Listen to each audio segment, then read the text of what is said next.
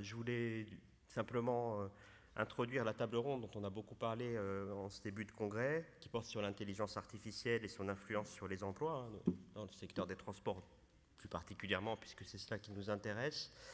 Et nous avons la chance d'avoir en table ronde des personnalités qui exercent des responsabilités ou qui ont une expertise à différents niveaux pour nous parler de ce thème, avec Jean-Marie Robert, qui a travaillé beaucoup sur le sujet au sein de la CFDT Cadre, Éric Mignon, qui est secrétaire confédéral et qui nous accompagne dans une démarche tout à fait intéressante et utile, je pense, pour notre fédération sur le sujet, Michel Saville, qui nous a accompagnés à plusieurs reprises sur des sujets de transport, qui est directeur de l'OPSTE et par ailleurs à l'Institut des hautes études sur de l'aménagement du territoire, Livia Spera, secrétaire générale de notre Fédération européenne des transports, et Isabelle Wimbourg, qui est directrice générale de l'OPCO Mobilité, qui est évidemment une entité tout à fait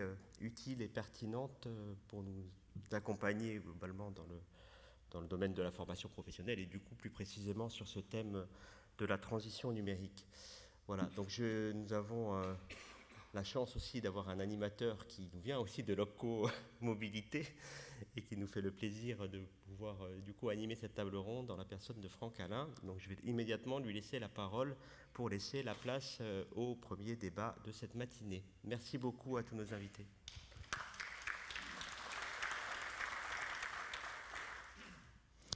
Bonjour à toutes et à tous. Donc effectivement, Franck Alain, donc Monsieur Mariani a présenté nos experts du jour qui vont participer à cette table ronde, donc je ne vais pas les reciter. Simplement pour apporter une petite précision sur l'objectif qu'on s'est donné pour cette table ronde. L'objectif était d'élargir un petit peu le champ, parce que vous verrez qu'en fait on va se poser plus de questions qu'on va vous apporter de réponses sur l'intelligence artificielle. Et donc l'idée c'était d'élargir le champ pour parler de la transition numérique dont l'intelligence artificielle et pas uniquement l'intelligence artificielle. Donc ce que je vais vous proposer dans un premier temps, je vais, pour qu'on resitue un petit peu le cadre de nos échanges, j'ai demandé à chacun de nos intervenants de se présenter, d'évoquer leurs fonctions, leurs travaux en cours, et puis de situer d'après eux quelles sont les grandes problématiques, les grands bouleversements, les grands changements en cours de façon globale dans les métiers du transport. Et on va commencer par ces dames. Et je vais commencer par Livia, qui va donc se présenter et puis conclure sur quelques problématiques qui lui semblent importantes aujourd'hui de façon globale sur les métiers du transport. Bonjour tout d'abord pour cette invitation et pour l'opportunité d'être avec vous aujourd'hui. C'est compliqué de commencer en première parce qu'on a discuté, quand on a préparé la table ronde, il y a une liste de sujets très longue qui pourrait être mise sur la table. De notre point de vue, comme on l'a dit, je suis la secrétaire générale de la Fédération européenne des travailleurs du transport, qui est votre fédération européenne, qui est votre voix, enfin c'est ce que nous essayons de faire, votre voix à Bruxelles, mais pas uniquement à Bruxelles. Nous essayons de comprendre ce qui se passe au niveau national, au niveau des entreprises et le traduire en termes de priorité pour le travail politique qu'on fait à Bruxelles avec les institutions européennes, mais nous essayons aussi de mettre en réseau les problèmes et les activités syndicales que vous et vos membres menez au niveau national et au niveau des entreprises. Donc, nous avons un observatoire privilégié pour voir comment les dynamiques au niveau de la transition numérique, mais aussi au niveau de tout ce qui se passe en ce moment arrive dans les différents pays et dans les différents secteurs aussi, parce que tout comme vous, nous on représente des travailleurs dans des secteurs qui sont très différents, qui ont beaucoup en commun. et dont les frontières entre les différents modes de transport changent aussi, mais il y a parfois des problématiques très différentes. Donc, du point de vue de cet observatoire privilégié, moi, je dirais que le défi majeur, c'est le fait qu'il y a beaucoup de changements en cours en ce moment. Donc, on parle de crise parfaite, de tempête parfaite, comme on dit en anglais. On parle de crise permanente aussi. Il y a donc le changement, la transition numérique a lieu de toute façon déjà de manière accélérée par rapport au passé, parce qu'il y a toujours eu des améliorations du point de vue technologique et les travailleurs se sont souvent adaptés quand le processus a été mené de manière correcte. Mais en ce moment, ça va plus vite grâce à cause du développement technologique, digital. Mais on est aussi dans des situations nouvelles où on a des bouleversements géopolitiques, où on a pour la première fois des changements au niveau du commerce international, où on a des guerres et où on a le besoin absolu d'intervenir sur la transition écologique. Un défi important dans ce contexte, c'est évidemment le manque de travailleurs, donc les marchés du travail qui sont très compliqués en ce moment, beaucoup de secteurs qui souffrent pour trouver de la main-d'œuvre. Donc, pour attirer des gens, il faut être aussi compétitif en tant qu'employeur. Et tous les débats aussi sur la migration qui deviennent très politiques, mais qu'on doit traiter en même temps que la discussion sur les changements qu'on a sur les marchés du travail, dans le transport et sur la qualité des emplois dans le transport. Donc, la situation est très, je pense, complexe. Et ça, c'est un élément peut-être différent par rapport au passé dans lequel on doit tous et toutes agir. Oui, merci Franck. Tout d'abord, merci à la CFDT-FGTE de nous permettre à Opco Mobilité d'être avec vous aujourd'hui. C'était véritablement un grand plaisir. Donc, vous le verrez tout au long de cette table ronde. En fait, Opco Mobilité, vous avez dans votre vie, à partir du moment où vous rentrez à l'école jusqu'au moment où vous arrêtez de travailler, ce qu'on appelle la formation tout au long de la vie. La formation tout au long de la vie, elle commence bien évidemment par l'éducation nationale, ce qu'on appelle la formation initiale. Et par la suite, dès lors que vous rentrez au niveau de l'apprentissage, donc ça peut être à partir de 15 ans, jusque vraiment jusqu'à la fin de votre carrière, puisque la formation est indispensable. Les OPCO vous accompagnent sur tout le financement, bien évidemment, de l'alternance, comme vous le savez, apprentissage, contrat de professionnalisation, mais aussi les salariés dans les entreprises, les demandeurs d'emploi dans le cadre de la reconversion, puisque c'est un public cible très important pour les transports. Et au-delà de financer, on réalise également toutes les actions de promotion des métiers, d'attractivité, on en parlait, de marque employeur. C'est vraiment le fil indispensable dont vous avez besoin au quotidien pour développer les compétences, au-delà de les maintenir, puisque l'employabilité est de la responsabilité de l'employeur. Et nous avons sur ces 17 branches, alors je regardais les petits logos des transports que vous avez, donc nous c'est de la mobilité, donc c'est bien évidemment les transports.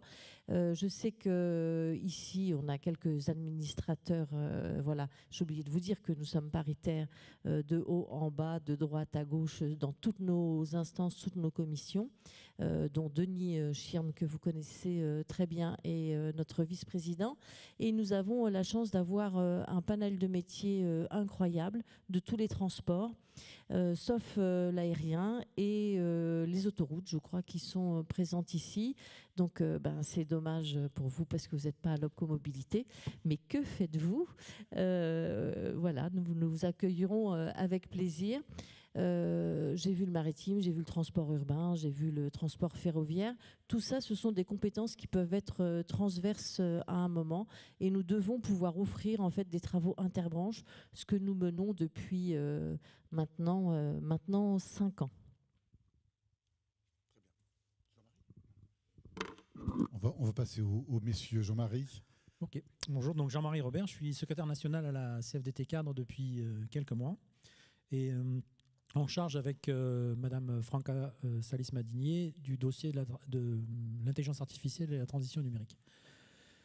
Franca a participé à pas mal de travaux, notamment au niveau européen, sur l'IA Act et a contribué aussi dernièrement au rapport qui a été remis au président de la République sur l'intelligence artificielle. Et donc on travaille ce sujet de façon collaborative depuis un certain temps et on voit bien que ce sujet prend. Il y a beaucoup d'appétence et beaucoup de sollicitations qui sont faites autour de ce sujet. On a contribué notamment aux travaux avec la Confédération au travers du groupe Miroir opérationnel pour lequel vous avez un de vos camarades, Mustapha, qui a participé activement à ces travaux en faisant beaucoup d'apports pertinents sur la problématique, notamment autour de la logistique et de l'intelligence artificielle. Ça, c'est ma première casquette et en fait, comme je disais, je suis là depuis juillet de cette année à la CFDT Cadre, mais auparavant, j'étais secrétaire national de la métallurgie et notamment en charge de toute la question autour de la transition écologique dans le secteur automobile. J'ai été membre du comité stratégique de la filière automobile pendant 2 mandatures et avec les annexes spécifiques du COFIT, donc le COFIT qui traite toute la partie industrie autour des transports d'une manière générale, plutôt le transport lourd, les véhicules utilitaires légers à destination de la logistique par exemple. Donc, me concernant, je vais me permettre de faire un pont finalement entre ces deux expériences au travers de l'intelligence artificielle et de la transition écologique et mettre en avant en fait la nécessité absolue d'approcher les sujets, me semble-t-il, pour la filière transport d'une manière globale et macro aussi, en embarquant à la fois donc, les constructeurs, les distributeurs, les réparateurs, les utilisateurs de transport, mais aussi toute la sphère civile et notamment, comme ça s'appelle, les ONG, toutes les parties prenantes qu'on peut avoir autour de la question de la transition écologique. Je fais un lien, parce que ça a été un peu dit à l'instant, l'IA et la transition numérique risquent d'être un accélérateur et ouvrir des opportunités qui n'étaient pas présentes il y a encore quelques mois en arrière. Voilà. Donc j'alerte juste sur le risque, entre guillemets, de ne pas emprunter la voie empruntée par l'automobile, dont on constate en ce moment les dérives, entre guillemets. Donc on a tiré des diagnostics il y a plusieurs années en arrière. On les a partagés. Ça a fait pas eu de débat sur le diagnostic. Par contre, la mise en œuvre et la prise en charge a été très très compliquée et elle est toujours très compliquée. Alors aujourd'hui, on a des entreprises qui annoncent des suppressions d'emplois massives comme chez Faurecia, 18 000 emplois en Europe. Si M. Kohler se permet de parler de 18 000 emplois, c'est simplement parce qu'il envisage une hypothèse autour de l'usine 4.0 et de l'IA. Voilà. Donc cette question-là, elle nous semble importante à mettre en évidence, quoi. Voilà. Donc du coup, ce lien entre transition écologique et intelligence artificielle et transition numérique, je pense que c'est un sujet dont le transport devrait se saisir assez rapidement. Voilà. Très bien. En tout cas, la FGTE semble, au travers de ses résolutions et de ses amendements, avoir saisi la balle au bon, en tout cas. Parfait, merci pour ces éléments. Éric ? Oui, bonjour. Donc, moi, c'est Éric Mignon. Donc, je suis secrétaire confédéral au service emploi. Et si je suis là, c'est pas parce que je suis un spécialiste des questions de transport ni d'intelligence artificielle, mais c'est parce qu'on a commencé une démarche avec les responsables de la FGTE, avec donc Sébastien, Valérie et Pierrick, qui vise à mieux cerner les évolutions qui sont en cours dans les entreprises en matière d'emploi. Et quand je dis évolution, c'est l'ensemble de ces évolutions, avec notamment la question des transitions professionnelles. Et la question des transitions professionnelles, elle est relativement large, puisqu'elle englobe évidemment ce dont on parle le plus, c'est-à-dire ce dont on parle aujourd'hui avec la transition numérique, mais aussi la transition écologique, mais aussi l'ensemble des transitions à l'œuvre, c'est-à-dire beaucoup les transitions que je dirais économiques, liées aux évolutions de marché dans les entreprises. Et voilà. Donc on a juste initié cette démarche, c'est-à-dire qu'on a rencontré quelques responsables de l'Union fédérale, voilà, on a fait quelques entretiens. La démarche va se poursuivre dans les mois qui viennent. Et donc c'est évidemment trop tôt pour en tirer les principaux constats, et on n'est pas du tout à l'étape de conclusion. Pour autant, au vu des premiers entretiens, comme tu me demandais, une ou deux problématiques transversales qu'on a pu cerner, ce qui ressort très concrètement de ces entretiens, c'est quand même que le secteur est traversé à la fois par des difficultés de recrutement qui datent pas d'aujourd'hui, mais qui se poursuivent, y compris dans une période où la conjoncture est moins favorable. Donc ça, c'est vraiment, et ça évidemment, c'est en lien avec tous le problème de l'attractivité métier du transport. Et donc, voilà, ça c'est vraiment très transversal, et on pourrait donner tous les exemples, mais pratiquement, que ce soit dans le transport de marchandises, dans la logistique, mais également même presque dans la fonction publique avec l'UFETAM qui nous a aussi évoqué ce type de sujet, donc ça se poursuit. Voilà. Et la deuxième chose, c'est que, évidemment, avant d'envisager, avant de parler des évolutions qui ne sont pas encore totalement définies, comme les impacts liés au numérique, les préoccupations de court terme sont toujours celles qui sont qui passent en premier plan. Et donc là, les équipes syndicales sont souvent confrontées à aujourd'hui des réorganisations d'entreprises diverses et variées, qui souvent les préoccupent au premier plan, et c'est normal, et il y en a un certain nombre.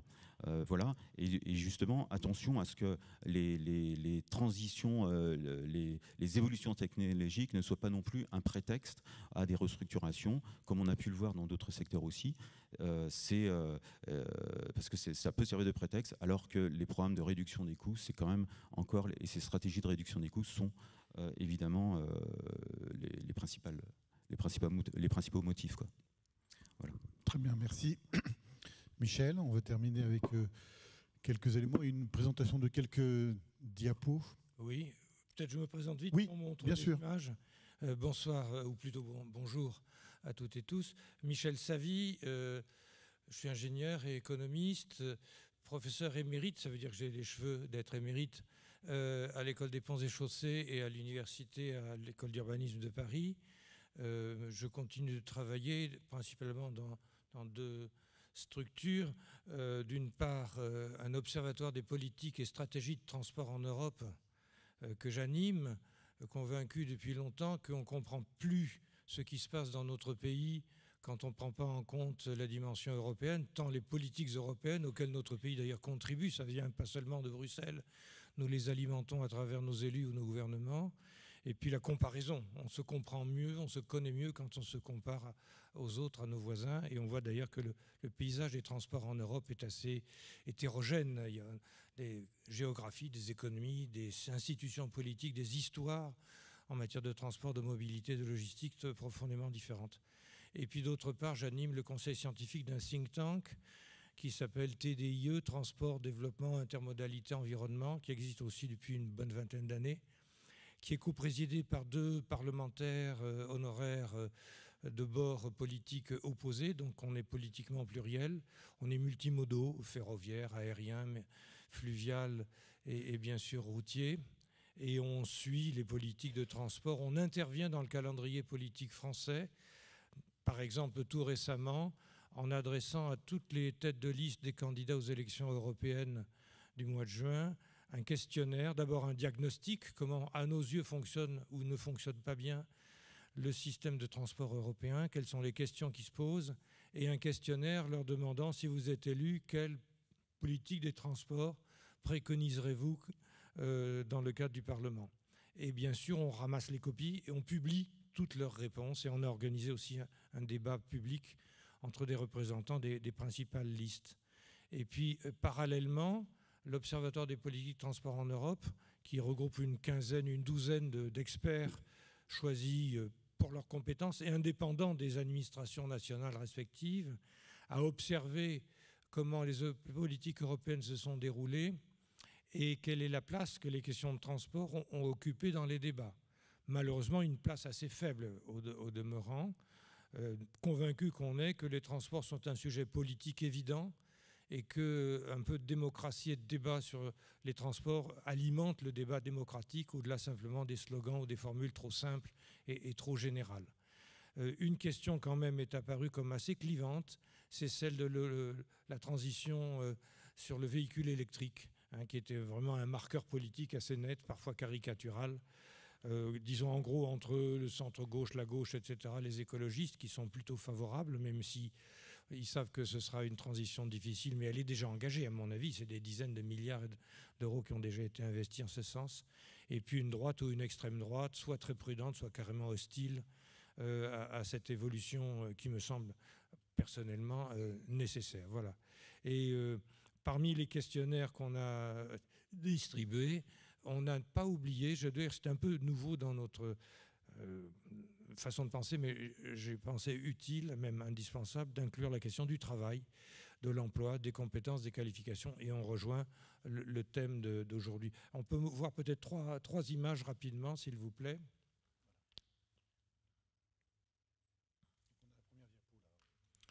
Voilà, où on passe, c'est simplement le plan. Alors ça, ce tableau, je ne sais pas s'il est très visible. Quoi qu'il en soit, je vais vous raconter. En haut, il y a 3 grands paquets d'emplois, et puis en dessous, il y a 15 secteurs d'activité dans l'économie française. Et c'est une enquête qui a été faite par un cabinet qui s'appelle Mozart. C'est un joli nom, je trouve, mais dont les conclusions recoupent celles de travaux plus académiques et scientifiques de sociologues il y a plusieurs années et récemment. Bref, ce qu'on apprend à travers ce tableau, je ne vais pas évidemment le commenter, c'est qu'en bas et à droite, c'est les transports, et que sur 15 activités en France, c'est l'activité qui montre la satisfaction au travail la plus faible. Donc, on rejoint pourquoi les transports sont-ils peu attractifs. Eh bien, il y a déjà un élément de réponse. Alors, je ne veux pas tomber dans le misérabilisme, hein, mais il y a une situation qui est ce qu'elle est, ce qui est mesuré par des bureaux d'études privés et qui font ce constat qu'il y a une question sociale particulièrement aiguë dans le monde du transport. La deuxième image, c'est des prévisions de France Stratégie, donc ce qui a remplacé l'ancien commissariat général au plan, et où on voit activité par activité, à droite les besoins d'emploi à l'avenir, avec en bleu les créations d'emplois nouveaux, et puis en bistre les besoins d'emploi à prolonger, puis à gauche, en rouge, les jeunes sur ce point d'entrer sur le marché du travail. Et on voit qu'il y a très souvent, même généralement, un déséquilibre entre les futurs travailleurs qui vont entrer dans ce secteur et puis ceux qui vont le quitter parce qu'ils arrivent à l'âge de la retraite. Et dans le monde du transport, c'est assez fréquent que la population soit assez âgée. Et vous voyez que dans ce classement, les transports sont à la 3e place avec une sorte de déficit d'emploi, un besoin d'emploi d'ici 2030, hein, pas année par année, de l'ordre de 170 000, ainsi que les emplois de la manutention. Et comme vous le savez, dans le monde du transport de marchandises, logistique et transport sont fusionnés dans les mêmes entreprises souvent ou dans les filiales des mêmes groupes, et que désormais ces deux activités sont étroitement interdépendantes. Donc un vrai problème de disponibilité de main-d'œuvre dans les années qui viennent.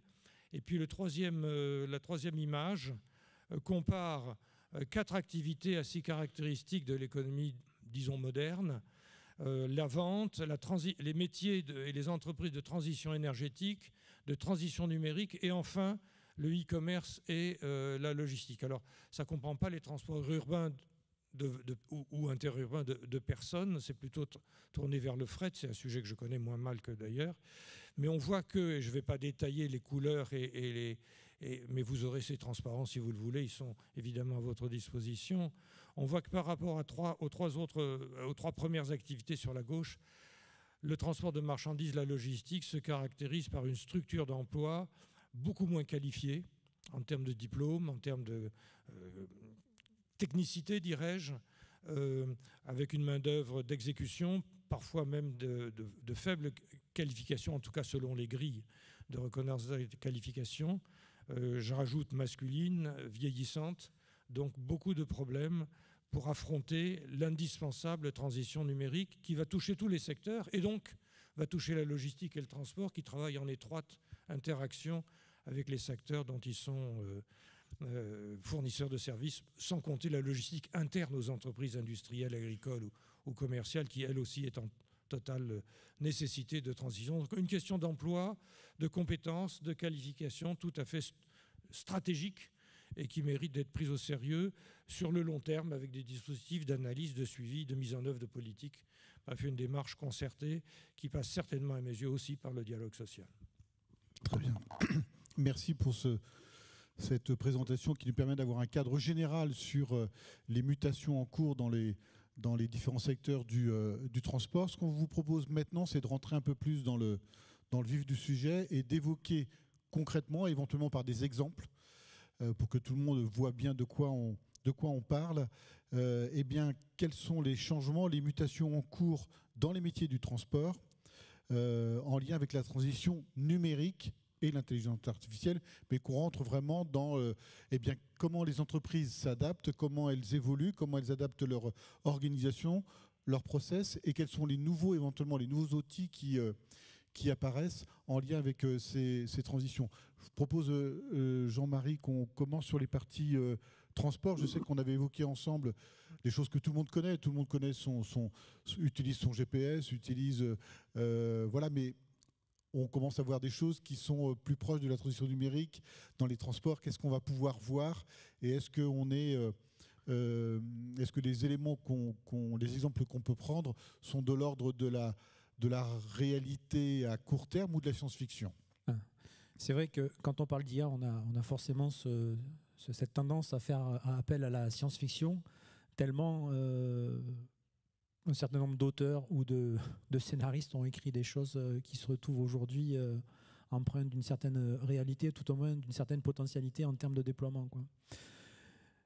Cette partie-là, en fait, elle se nourrit, comme je disais tout à l'heure, on a fait des travaux au niveau du groupe miroir opérationnel de la CFDT, notamment avec Mustapha, et il nous a pas mal nourri sur toute la question de la logistique et tout ce qui tourne autour de l'optimisation de ces flux logistiques grâce à l'intelligence artificielle. Donc moi, je ne suis pas spécialiste du transport. Pour autant, c'est vrai que des discussions avec nos collègues de la FGTE, on a eu à plusieurs reprises, tout à l'heure je faisais écho à la partie transition numérique, transition écologique, pardon. Moi, j'ai découvert, donc, en travaillant sur cette table ronde, un certain nombre de choses, notamment les questions de cabines déportées, c'est-à-dire des engins autonomes qui seraient non plus avec des pilotes ou des conducteurs à l'intérieur, mais plutôt dans une approche un peu drone, avec des salariés qui seraient dans des salles de conduite et non plus dans des camions, qui ne découcheraient plus. Voilà.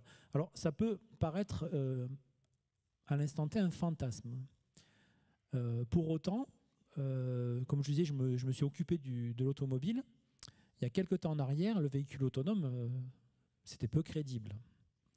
Avec des intelligences artificielles qui sont apprenantes, qui apprennent très vite, qui corrigent très vite, on peut se retrouver effectivement dans une zone d'accélération. Et du coup, il y a cette question des temps immédiats, donc où on met en œuvre une intelligence artificielle générative ou applicative.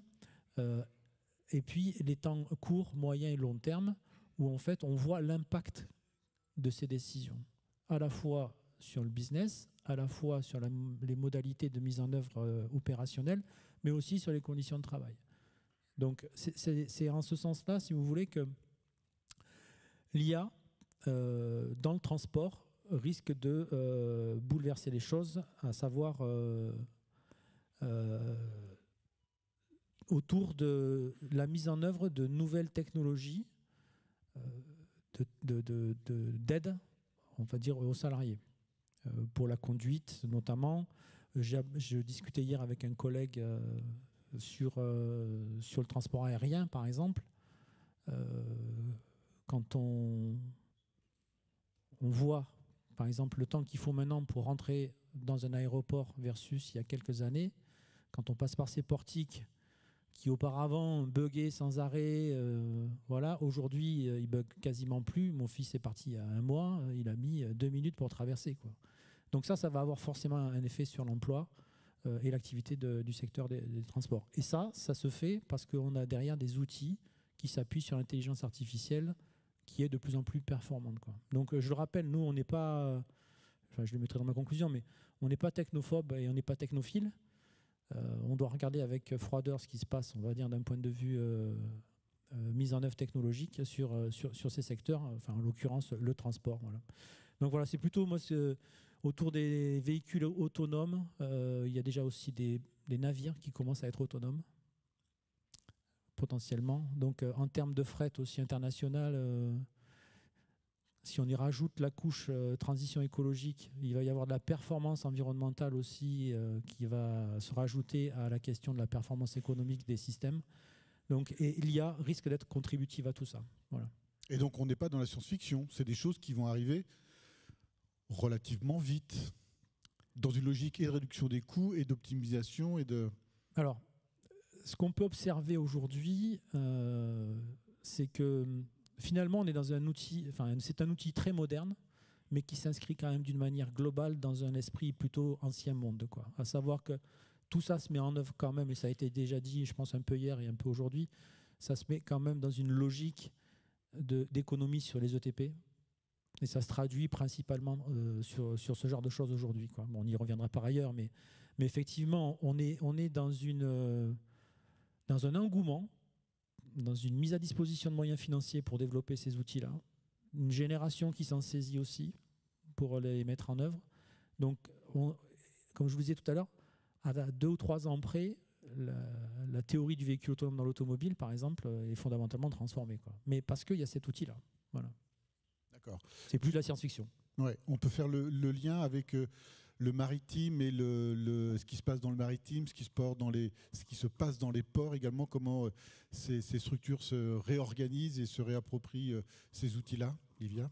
Oui, donc il y a, je pense, 10-15 ans, il y avait un peu une tendance parmi nos membres dans le secteur portuaire et maritime à négliger un peu le débat sur l'automatisation et la digitalisation, parce qu'on était contre. Il y a encore, notamment en France, des syndicats qui ne sont pas chez nous, mais qui sont très dogmatiques. Aux États-Unis, la même chose, hein. Il y a eu des grèves dans la côte est des États-Unis récemment sur ça.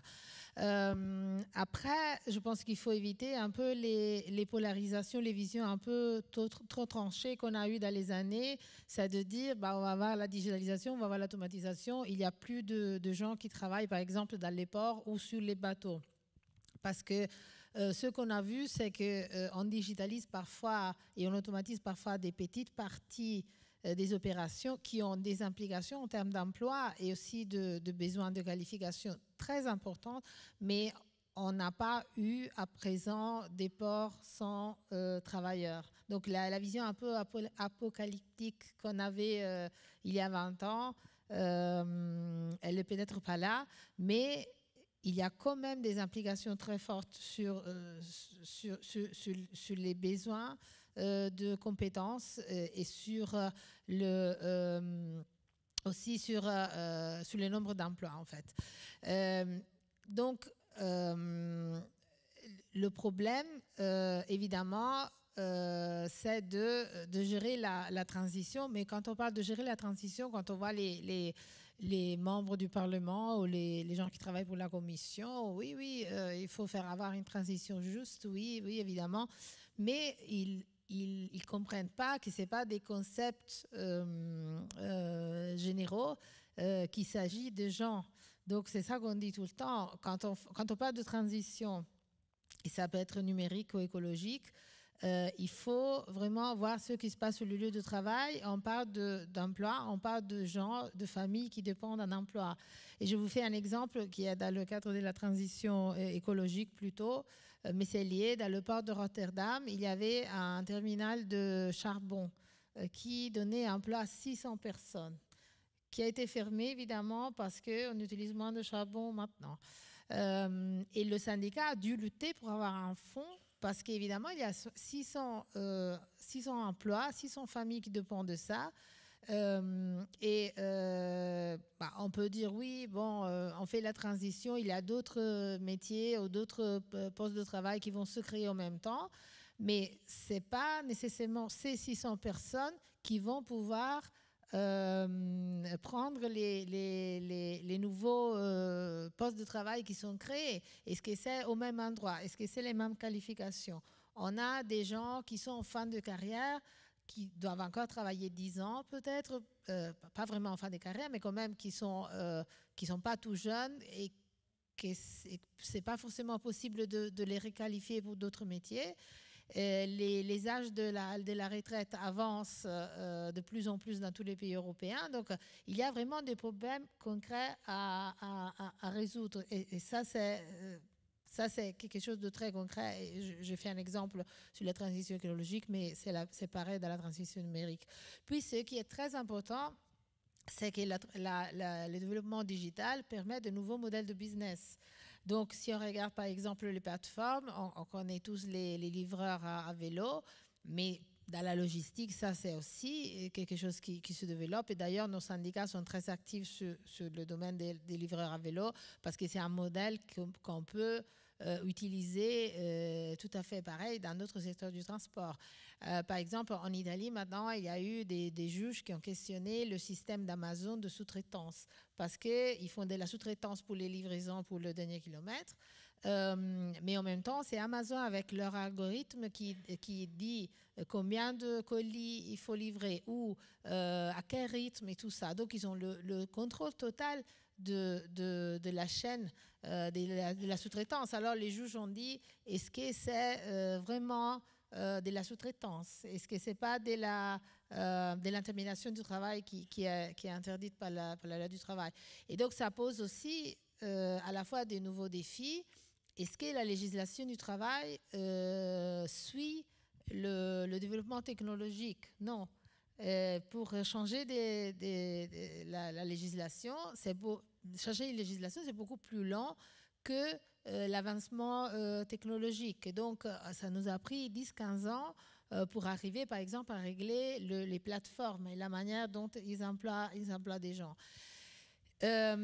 Tout ça pose aussi des problèmes du point de vue de la démocratie parce qu'évidemment, le travailleur produit des données et les données sont pas toujours, c'est pas toujours clair comment les données sont utilisées et ce qui sont vendus.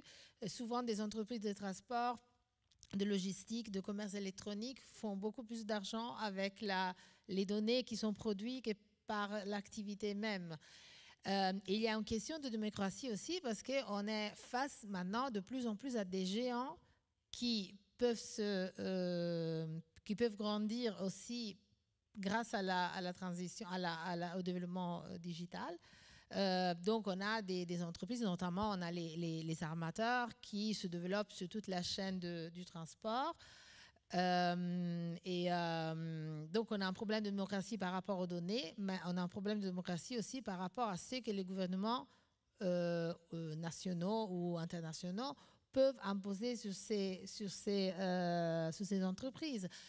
Si je prends l'exemple du Danemark, où on a Maersk, qui est un géant, qui est parti comme entreprise dans le shipping, dans le maritime, et qui maintenant a tous les modes de transport.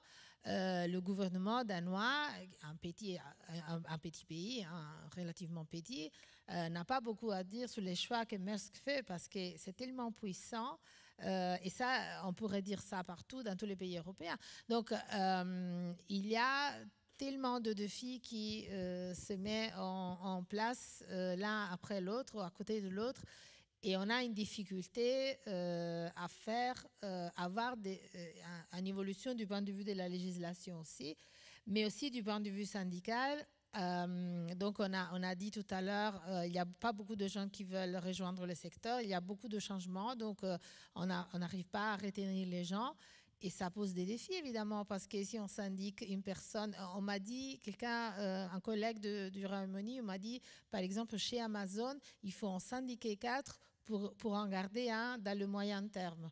Donc, c'est vraiment, ça pose vraiment un défi énorme pour les syndicats, mais aussi de représenter le nouveau métier. On a beaucoup de syndicats qui sont vraiment des syndicats de métiers qui sont très identifiés avec une vision traditionnelle du métier qui n'est plus là. Hein, si on regarde les ports, on a des syndicalistes très militants, très actifs, avec des tatouages, très identifiés aussi dans l'histoire parce que ça fait des générations c'est des dockers depuis des générations. Et puis maintenant, dans les ports, on a beaucoup de travailleurs qui travaillent dans un bureau et qui manœuvrent la rue dans un bureau. C'est pas tout à fait le même public. On doit convaincre ces gens à rejoindre un syndicat dans lequel ils ne se sont pas forcément représentés ou dans lequel ils ne s'identifient pas. Donc, ça nous demande aussi beaucoup d'efforts et de réflexion interne. Ok, très bien, merci. Je vais revenir vers vous, Michel. Juste, on a évoqué les ports, la transition écologique. Je crois que Isabelle, il y a peut-être des choses à dire. Et puis sur le maritime, on s'aperçoit qu'en fait maintenant, que ce soit les conducteurs, les chauffeurs de camions ou les capitaines de navires bientôt seront en télétravail depuis chez eux. Ils pourront commander, non ? Mais du coup, on a évoqué les problèmes de données, on a évoqué les problèmes d'information. Ça me fait penser à la cybersécurité. Je pense que ça peut changer des choses. Donc voilà, peut-être deux éléments à donner. Oui, alors je rebondis parce qu'effectivement, tous les exemples cités m'interpellent. Si je commence par les services de l'automobile, en fait, ou l'automobile au sens large, il faut savoir que dans l'automobile, il y a elle est découpée en deux. On a la partie amont de la filière, c'est la métallurgie. Et on a la partie aval de la filière, c'est tout ce qui est de la sortie d'usine au recyclage, en passant par la vente, l'entretien, la distribution, etc., la vente de pièces, la carrosserie, la peinture. Voilà. Et aujourd'hui, alors je suis d'accord, ce n'est plus de la science-fiction, le véhicule autonome. Très clairement, en plus, on a vraiment les compétences techniques pour le faire, voilà, appuyées par toutes les nouvelles technologies. Après, comme vous le disiez, le temps que la législation change, c'est vraiment pas pour demain. On le voit, on l'a vu dans le transport urbain, les métros soi-disant autonomes, ils ont quand même toujours quelqu'un qui est là pour assurer la sécurité et garantir en fait de pouvoir intervenir sur le véhicule. La vraie guerre qu'il y a, pour moi, de mon point de vue aujourd'hui dans l'automobile, c'est le changement de business. Demain, après-demain, un véhicule électrique n'ira quasiment plus en entretien. Donc une perte, bien évidemment, de métier. Voilà, un métier qui sera d'ici 20 ou 30 ans en rupture complète. On a quand même 20 ou 30 ans où on devra avoir une double compétence, le thermique, l'électrique, l'hybride, etc. Mais pour autant, l'après-vente, l'entretien, c'est ce qui rapportait de l'argent à la filière aval de l'automobile. La vraie guerre qu'il y a entre l'amont et l'aval aujourd'hui, c'est la question des data. Qui va garantir, qui va conserver en fait la donnée du véhicule sur l'accidentologie, sur la maintenance, etc. Donc leur guerre, elle se situe plutôt ici, mais on voit que tout de même, cette électrification, pour parler de la transition énergétique, elle change les compétences. On est tous d'accord, demain, enfin aujourd'hui, quand on va chercher un véhicule, en règle générale, on ne va faire le tour des concessions, des agents, etc., uniquement pour avoir un tarif. Parce qu'on connaît tous les motorisations, les couleurs, les options, ce qu'on veut, etc. On a déjà tout fait sur Internet. Ça a été vraiment la rupture avec la bulle Internet. Aujourd'hui, toute la partie commerce de la chaîne commence à réavoir de la valeur ajoutée qui ne peut pas encore être remplacée par l'intelligence artificielle. C'est-à-dire, quand on arrive, ça va être la borne de recharge, ça va être la capacité de la batterie, le recyclage de la batterie. Donc, on revient dans un rôle de conseil. Donc ça, il faut réapprendre aussi à la partie commerciale ces compétences. Et pour continuer sur la partie des ports, on a un exemple très concret. Alors effectivement, on n'a pas du tout le même paysage à Rotterdam ou aux États-Unis, surtout dernièrement, puisque les dockers français sont aussi allés filer un coup de main aux dockers aux États-Unis. On avait également des usines à charbon, Le Havre, Saint-Nazaire, qui ont fermé. Enfin, elles ont fermé. normalement, elles devaient fermer. Elles n'ont pas vraiment fermé au regard des problématiques d'énergie que nous avons eues ces dernières années. Et donc, on a amené ces compétences, le bassin d'emploi, la famille, voilà, la famille à nourrir, hein, parce qu'ils sont très attachés à ça, sur la partie éolienne offshore. Donc on leur a fait passer des CQP grutiers de grande capacité, de plus de 450 tonnes, pour pouvoir transporter toutes les éoliennes offshore.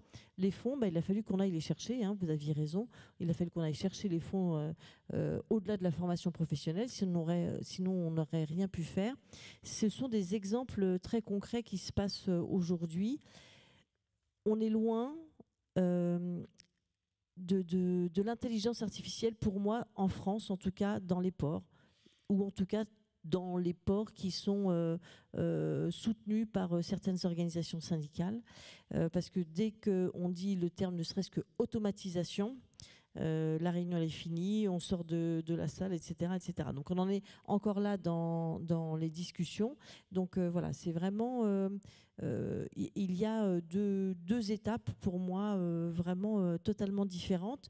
Ce qui est sûr, c'est que l'intelligence artificielle, dans les métiers du transport, en tout cas ceux de l'opcomobilité, ça va amener du business, forcément. Ça va optimiser la partie financière pour les entreprises.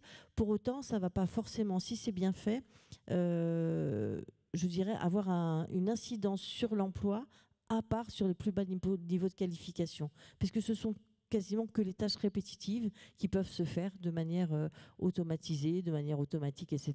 Et c'est ce qui, en règle générale, aujourd'hui, sont confiées, les tâches qui sont confiées au plus bas niveau de qualification. C'est tout l'enjeu des opérateurs de compétences, justement, de pouvoir les élever en compétences. Et là, on ne peut pas le faire sans les organisations de salariés, sans les organisations patronales, pour pouvoir avancer sur ces points-là.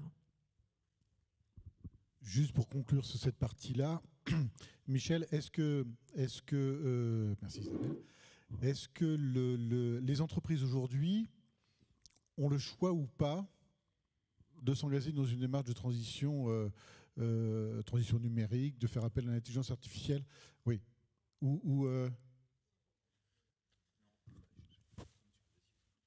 Je crois qu'elles n'ont pas le choix. De toute façon, elles ont déjà commencé. TMS, Transport Management System, WMS, Warehousing Management System. Donc il y a déjà la gestion des transports, la gestion de l'entreposage qui s'appuient sur des logiciels de plus en plus puissants, de plus en plus capables de recalculer une optimisation en temps réel en tenant compte des événements, des incidents, des imprévus, etc. Donc l'IA vient accélérer un mouvement qui est déjà largement engagé. Alors cela étant, il bute sur, on a un peu évoqué cette question qui me semble importante, sur un problème de structure de l'industrie du transport et par extension de la logistique. J'appelle ça la bipolarisation. C'est-à-dire qu'à la fois, on a une tendance à la concentration du capital, ça c'est vrai dans tous les secteurs, des entreprises leaders parfois de taille mondiale de plus en plus puissantes, Maersk pour ce qui est du Danemark ou MCA ou d'autres, qu'importe, pour en rester dans le domaine maritime. Mais en même temps, et notamment dans le domaine routier, on n'a pas la disparition des petits. Les gros mangent les gros. Ils n'achètent pas les petits. Et les petits, ils les utilisent en sous-traitance. Donc on a vraiment... C'est comme les deux pôles d'un aimant. Ils sont très différents, ils sont très asymétriques, mais ils ont besoin l'un de l'autre. Les gros font travailler les petits en sous-traitance. Les petits ont besoin des gros pour avoir accès au marché, car ils ne contrôlent pas le contact, en général, ou suffisamment, le contact direct avec la clientèle. Mais du coup, il y a un problème effectivement de qualification de la main-d'œuvre dans de très petites entreprises qui n'ont pas les moyens, l'encadrement, la culture, comme une grande entreprise, d'organiser une qualification ou une requalification de leur main-d'œuvre. Au demeurant, il ne faut pas perdre de vue que le transport et la logistique sont encore un des rares métiers capables de donner du travail avec les gens avec une faible qualification en termes de diplôme et de scolarisation. Ça veut dire que les gens ne sont pas compétents. Mais la compétence scolaire, je dirais, moindre que dans d'autres métiers, et c'est très important. Donc il faut que ces métiers puissent continuer d'intégrer ces gens qui ont besoin, comme tout le monde, d'avoir un emploi et des revenus décents. Ce qui fait que la technologie, et l'IA par exemple, peut jouer un rôle, une sorte de contradictoire. On peut avoir à la fois de la modernisation. Le chauffeur routier d'il y a 30 ans, il était seul au monde, d'où parfois un sentiment de liberté peut-être, et d'autonomie et de responsabilité. Quand il y avait un pépin, il fallait qu'il trouve une solution à la douane, une panne, problème d'hébergement, etc. Il y avait des téléphones dans des cabines, on n'avait pas les pièces qu'il fallait parce qu'on était ailleurs qu'en France. Bref, maintenant, GPS, téléphone, etc. À la fois, mais en même temps, l'impression d'être toujours surveillé. On n'a plus du tout le même... Bon. Donc on a à la fois du progrès et de la contrainte ou de la surveillance, de la moindre responsabilité. Et je trouve que les livreurs de pizza à vélo sont un très bon exemple d'ultramodernité, y compris leur GPS d'ailleurs. Ils ont tous un téléphone. Et en même temps d'archaïsme social choquant, car non seulement ils ne sont pas payés, mais en plus c'est souvent des gens sans papier qui payent une petite rente à quelqu'un qui a des gens pour les papiers et qui travaille dans des conditions pareilles. Ce qui fait que j'ai fait aussi une autre comparaison entre les pays du Nord et les pays du Sud. J'ai parlé de la bipolarisation petit et grand interconnectés dans les pays du Nord. Et dans le Sud, dans les pays du Sud, on parle parfois de dualisation. C'est-à-dire qu'à la fois, on a un secteur moderne, entre guillemets, conforme aux tarifs, aux standards internationaux pour le commerce international. Et puis, on a une logistique locale qu'on peut qualifier d'archaïque et en tout cas informelle. Donc on paie pas il n'y a pas de contrôle technique, on fait de la surcharge de véhicules, etc. etc. Et on peut en mesurer à la fois le coût social et en même temps la fonction sociale éminente de donner du travail à beaucoup de gens. Et bien quand on compare le Nord et le Sud, on commence à avoir beaucoup de Sud dans le Nord. C'est-à-dire que toute cette main-d'œuvre sans statut, sans papier, donc en position irrégulière, qui joue un rôle éminent dans des systèmes logistiques éminemment modernes et évolués et technologiques. Donc il faut éviter ce scénario. Alors, le scénario blanc ou noir, on l'a déjà eu dans le maritime, où on sait très bien que la main-d'œuvre dans les transports maritimes, c'est souvent des marins asiatiques, philippins ou autres, très mal payés dans des conditions, même s'ils sont beaucoup mieux payés que dans leur pays d'origine, évidemment, mais dans des conditions sociales. Mais c'est un scénario qu'on pourrait très bien avoir pour le transport routier en Europe. Je vois qu'on vient de passer un accord qui permet à 5000 chauffeurs indiens, moi j'ai beaucoup d'amour pour les Indiens, mais est-ce que c'est vraiment l'idéal de l'Europe que de faire venir des gens d'Inde pour passer 6 mois à dormir dans leur camion parce qu'on a une pénurie de chauffeurs routiers en Europe? Je rappelle que l'IRU, l'association des patrons routiers en Europe, estime à 400 000 le nombre de postes de conducteurs de camions qui manquent et 100 000 pour les conducteurs de bus et de cars. Donc ce à quoi les syndicats répondent, on ne manque pas de main-d'œuvre qualifiée, on manque de jobs décents, si je me rappelle les termes de votre plateforme récente pour les élections européennes, qui était tout à fait bien choisie, je trouve. Donc voilà, autrement dit, il y a deux chemins, pour caricaturer, hein, bien sûr. Il y a le chemin où les nouvelles technologies accentueront ces inégalités, cette précarité, cet éclatement, bipolarisation des compétences et des qualifications et des rémunérations, ou bien où on s'en servira aussi pour faire de l'inclusion, y compris des gens qui ne sont pas tous Bac plus 12, mais qui peuvent être des parfaits professionnels compétents et avec des conditions de vie et une rémunération satisfaisante. Très bien. Un complément, Eric ? Oui, ce que je voulais rajouter, c'est que dans nos entretiens, on a bien vu que, suivant les secteurs, on a connu des réalités différentes dans le passé. Et donc la perception des évolutions futures dépend quand même beaucoup de ce que les uns et les autres ont vécu dans le passé. Et donc il y a une réalité très différente entre les secteurs de la FGTE, qui sont quand même assez larges, entre un secteur par exemple de la logistique qui a déjà vécu de nombreuses évolutions en matière d'automatisation, mais qui est appelé sans doute à en voir d'autres, et il y a beaucoup d'appréhension sur ces nouvelles technologies dans ce secteur-là. Mais c'est vrai que c'est un secteur où, comment ça a été géré dans le passé, c'est souvent des secteurs à marge réduite ou avec des entrepôts où il y a 70% d'intérimaires. Donc effectivement, ça a été géré d'une façon très rude dans ces secteurs-là. Par contre, à l'inverse, quand on est dans des groupes plus importants et des secteurs avec une plus forte visibilité sur les charges de travail, je pense par exemple aux sociétés d'autoroutes, eh bien, ça a été l'automatisation, par exemple au poste de péage, avec la quasi-disparition d'un métier comme le receveur des postes de péage. Eh bien, là, on a connu évidemment des départs, mais aussi un certain nombre d'évolutions professionnelles dans ces secteurs-là, et qui sont plutôt positives. Pour les salariés concernés, avec pas mal de travail sur les compétences, les évolutions professionnelles, etc. Donc ça a été géré très différemment, et donc ce qui fait que quand on aborde les questions du futur, on voit bien qu'on a des réponses qui sont assez différentes.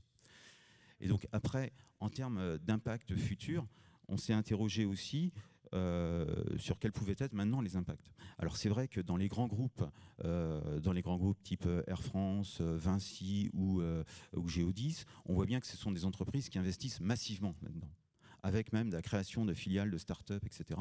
Donc on imagine bien qu'il y aura la recherche de retour sur investissement et que ces grands groupes-là vont en attendre des évolutions demain. Donc après, quelles peuvent être les évolutions ? On a tendance à dire qu'il y a trois sujets à regarder. Il y a les évolutions en nombre d'emplois.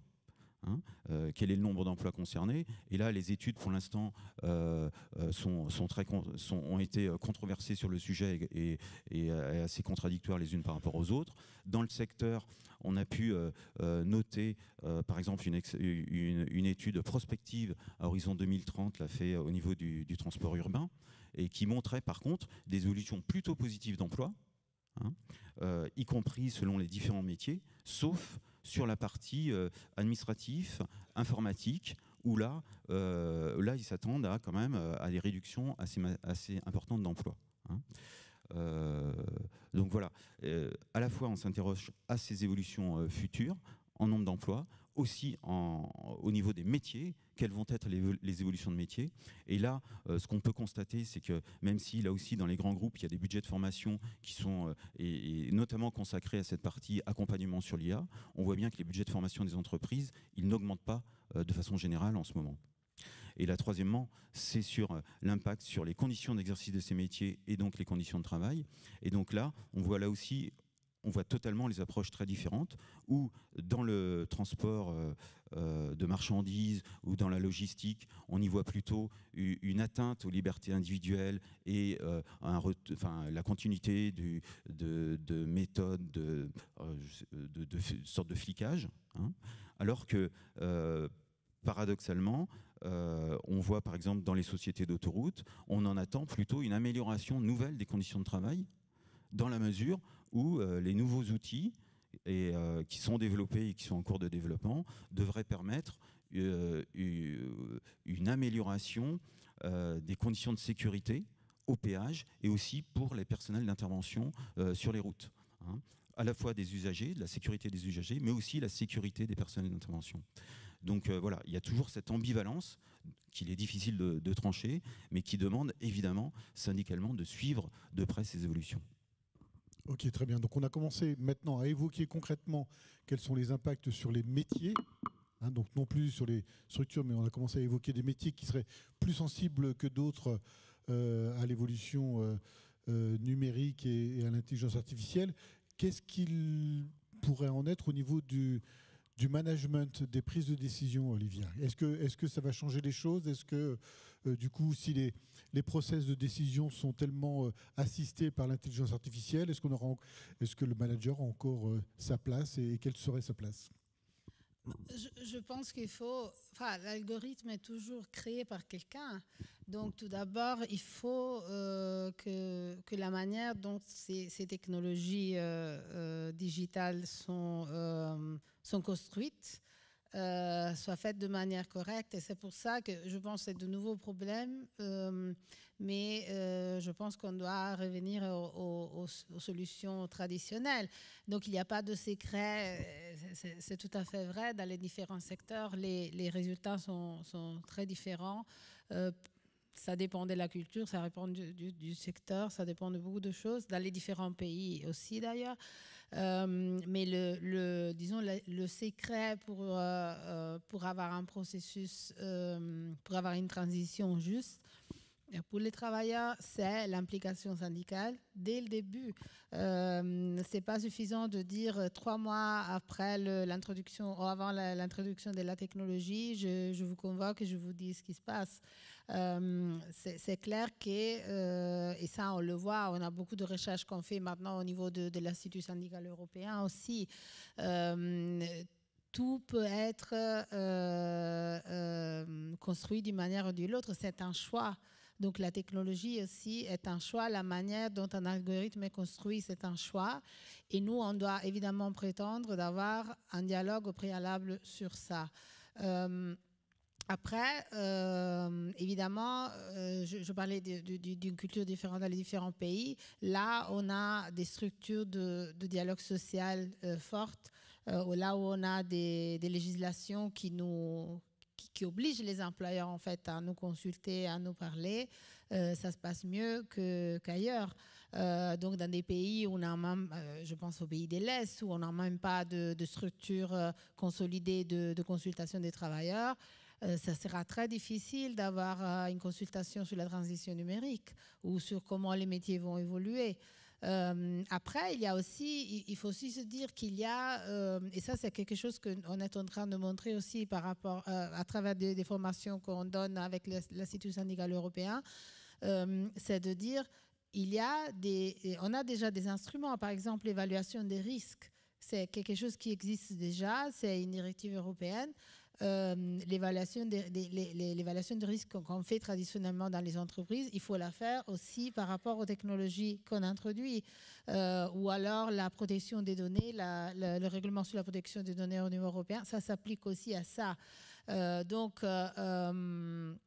il faut qu'on soit préparé, il faut absolument inclure ça dans les négociations collectives aussi. Et il y a encore beaucoup d'entreprises qui refusent, ou d'associations au niveau national qui refusent même d'en parler, mais ça doit être tout à fait un sujet de la négociation collective parce que avec les salaires, avec la formation, avec le temps de travail, c'est une dimension qui prend de plus en plus d'importance, je trouve.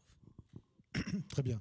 Je vois le temps qui tourne. On aurait plein d'exemples encore à donner. On voit que les métiers que les entreprises vont évoluer inévitablement, mais de façon différente. On a évoqué la bipolarité, donc au niveau des entreprises, mais également au niveau des métiers. On a évoqué la nécessaire vigilance qu'on doit avoir et l'attention qu'on doit avoir sur l'évolution des métiers. On a vu que certains métiers seront plus impactés que d'autres par la transition numérique et l'intelligence artificielle.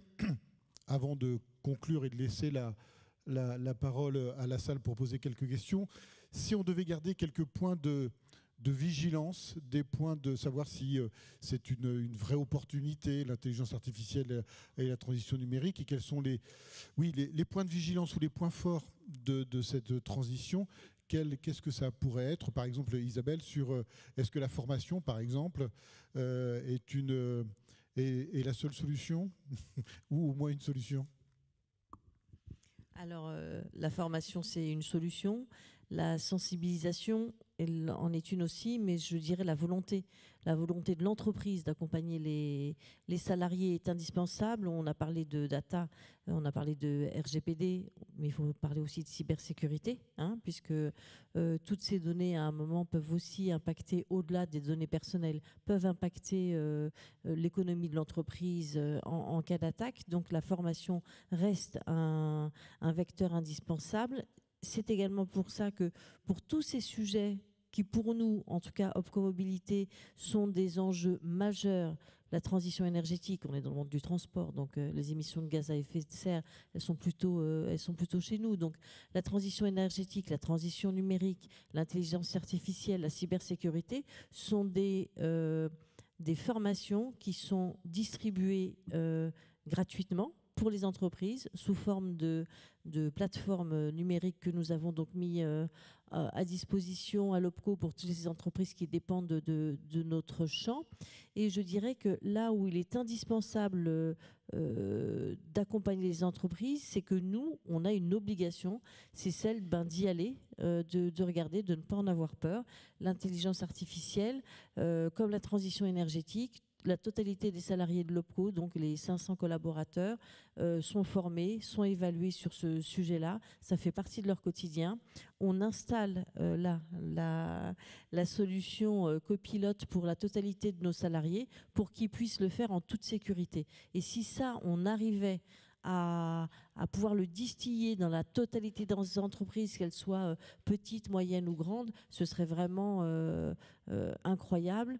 On le disait tout à l'heure, vous le disiez, les budgets formation n'augmentent pas, je dirais même qu'ils baissent. La réforme de 2018 a amené une chose, c'est que tous les moins de 300 salariés, les entreprises de moins de 300 salariés contribuent à la formation professionnelle, alternance et formation continue, mais pour autant, seulement les moins de 50 salariés en bénéficient. Donc les 50 à 300 payent, mais n'en bénéficient pas, donc ils payent une deuxième fois en interne pour conserver leurs compétences. Notre enjeu, c'est d'aller chercher en fait aussi ça. Et quand on sait que notamment dans le transport routier de marchandises, on le disait qu'il y a des tensions en ce moment économiques, les deux postes les plus fréquemment qui sont supprimés ou ratiboisés à ce moment-là, c'est la formation et la communication. Alors que c'est vraiment là, pendant ces périodes-là où on a besoin. Je rappelle, le secteur en 2018 a arrêté de recruter massivement alors qu'on était déjà en pénurie de conducteurs notamment. Et là, franchement, mon quotidien, c'est d'aller leur dire arrêtez, continuez à recruter, vous ne pourrez pas, c'est pas parce que ça va mal là que demain ça ira pas mieux et vous vous retrouverez dans la même situation. Donc c'est vraiment un travail du quotidien et la formation en fait partie. Merci. Jean-Marie, Eric, est-ce que la transition numérique, l'intelligence artificielle, est-ce que c'est une vraie opportunité pour répondre à des questions d'attractivité, de pénibilité, Pour rappel, en France, dans le Code du travail, c'était déjà prévu qu'il y ait des informations consultations sur la mise en œuvre de nouvelles technologies, et depuis longtemps. On a forcé de constater qu'on a eu énormément de mal à s'en saisir dans les entreprises pour la bonne et simple raison que souvent ça a été considéré comme étant la prérogative de l'employeur et souvent des SI. Voilà. Donc là, sur ce que je voudrais aborder, tout à l'heure je suis parti sur les enjeux un peu technologiques entre guillemets parce qu'il peut y avoir du lien avec l'employabilité des gens, mais si on s'en tient de façon exclusive à la question de l'IA, il faudrait déjà qu'on se dise ce que c'est l'IA et qu'on travaille autour quelque chose de collectif, un dialogue des parties prenantes, comme je disais tout à l'heure, pour se faire une idée de ce que c'est l'IA. Concrètement, comment ça va se mettre en œuvre dans l'entreprise. Et ça peut se faire que spécifiquement, entreprise par entreprise. Donc, comme je disais, la Confédération travaille à produire un référentiel pour aider les équipes syndicales à appréhender le sujet. Mais il y a cette nécessité de s'appréhender ce sujet qui, contrairement justement aux précédentes ruptures technologiques, vient aussi par l'extérieur de l'entreprise. C'est avant tout et principalement ChatGPT, par exemple, dans sa version accessible au grand public, qui fait que ça s'embarque avec la vie des salariés en dehors de l'entreprise et ça rentre dans l'entreprise aussi. Et ce n'est pas finalement uniquement l'entreprise aussi qui vient qui prescrit. Donc cette question-là, à mon avis, de vraiment, dès le départ, avoir un temps de partage, d'appropriation collective et de voir finalement à court terme et à moyen terme quels peuvent être les impacts immédiats et là où on pourrait trouver des gains. La pénibilité, c'est un gain pour tout le monde. Bon, je reviens sur mon histoire là tout à l'heure des cabines téléportées, mais bon, effectivement, il y a des possibilités, mais encore faut-il les partager et que effectivement ça ne soit pas exclusif à l'entreprise et à la question après fondamentale du ruissellement, comme on dit, où se retrouvent les gains de productivité et les fruits associés. Donc tout ça, il faut qu'on en parle et il faut le faire dans les entreprises et le plus tôt possible parce que c'est maintenant que ça s'opère. Il ne faudra pas attendre longtemps non plus, quoi. Donc voilà, ce serait un petit peu ma conclusion, c'est de dire qu'il est temps de remettre l'humain en fait. On est dans un temps technologique, mais il faut que ce temps technologique il soit avec l'humain au centre et que ça se déploie autour de l'humain et pas en substitution de l'humain, quand bien même on sait qu'il n'y aura pas de métier protégé entre guillemets à plus ou moins long terme, y compris, par exemple, le maçon, ça vient de rentrer dans le top 15 des métiers en ciblage potentiel et il y a quelques temps en arrière, on n'y pensait pas, mais bon, voilà. Donc ça me semble important qu'il y ait cette question de l'appropriation collective et du temps d'appropriation collective qui soit mis en avant, quoi. Voilà. Oui, et là juste, j'ai repris le micro 2 secondes. Vous avez raison. En fait, l'intelligence artificielle, ce n'est pas que de la prérogative de l'employeur, bien évidemment, mais elle arrive aussi par les salariés, directement, parce que dans leur cercle familial, privé, etc. Et si on ne leur apprend pas le danger, c'est une formidable technologie, l'IA, mais en fait, si on ne les accompagne pas sur les dangers d'analyse, de compréhension que ça peut apporter, de vérification, c'est un vrai danger pour l'entreprise. Moi, je voulais revenir sur ce qu'a commencé à évoquer Jean-Marie sur le dialogue social et enfoncer le clou. C'est-à-dire qu'en gros, ce qu'on constate bien, c'est que c'est une question qui est peu abordée dans les entreprises. Le dialogue social, il est extrêmement faible sur ces questions et il est ou faible ou formel. Alors que les outils existent, mais ils ne sont pas mobilisés pour cela. C'est vrai que et c'est l'impact sur l'IA, mais globalement la notion d'échange sur les investissements futurs et surtout sur les déclinaisons en matière d'emploi, ça, c'est pas un sujet qui est au cœur des discussions.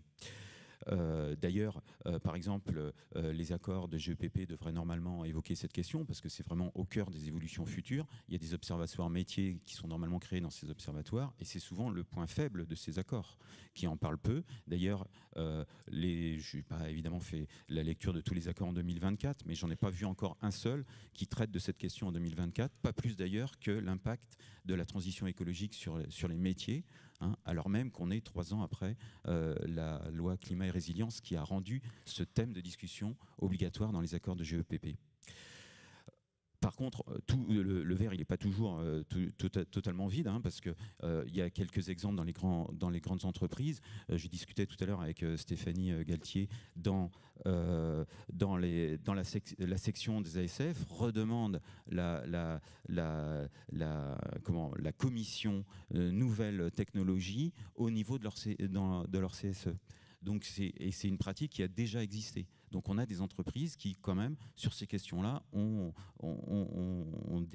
des actions qui sont quand même concrètes.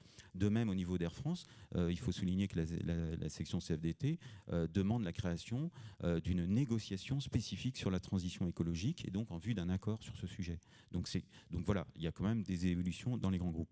Après, le dernier propos que je voulais tenir, c'est que ce qui a été assez transversal dans nos entretiens, c'est la rapidité des transformations à l'œuvre. Et il y a une question de rythme et du coup qui percute la question de l'anticipation des entreprises qui est relativement faible sur ces questions. Alors soit que les directions ont du mal à prévoir et à décliner concrètement comment ça va s'opérer sur les emplois, soit elles ne veulent pas partager avec les organisations syndicales. Donc c'est toujours un peu des deux à la fois. Mais donc du coup, comme on a toujours cette difficulté qui est ancienne sur comment on peut peser en anticipation sur les décisions à prendre, la question dont on échangeait souvent en entretien, c'est que si on ne peut pas peser avant, alors essayons de peser en aval, c'est-à-dire une fois que les décisions sont prises. Et donc ça rejoint déjà des pratiques qui existent à la fois, on l'a vu un petit peu avec l'UFETAM, un petit peu aussi avec la branche route et la branche des convoyeurs de fonds notamment.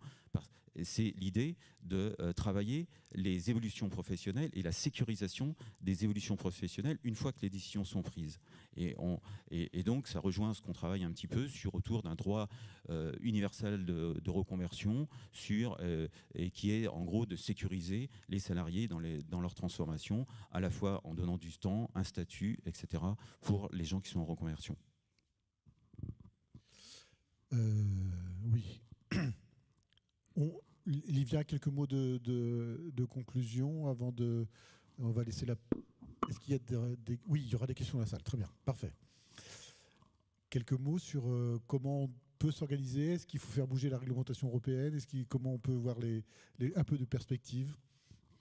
Moi, je pense que c'est sorti très fort de la discussion. Il faut qu'on soit préparé et je pense que pas tout le monde a la bonne préparation en ce moment. Et c'est pour ça qu'on investit beaucoup dans la formation parce on parle beaucoup de l'intelligence artificielle, de la transition numérique, mais après, l'interaction entre l'activité syndicale, les négociations, comment anticiper ça, comment informer les travailleurs, Et la digitalisation, c'est un domaine très spécifique. Et donc, c'est à nos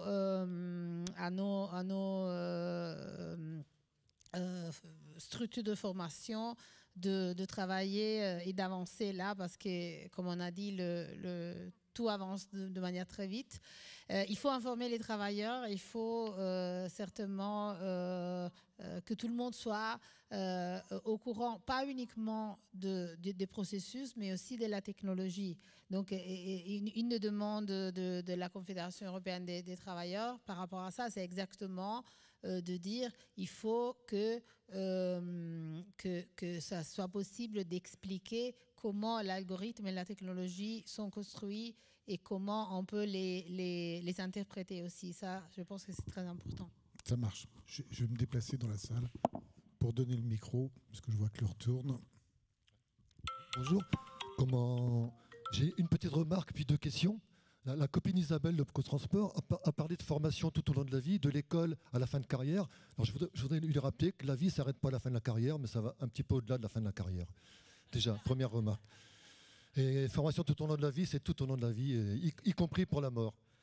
Après moi j'ai fait beaucoup de sport dans ma vie, j'en fais encore parfois sur les pistes de danse tard le soir, et je n'ai jamais eu de fracture. La seule fracture que j'ai eue, c'est la fracture numérique.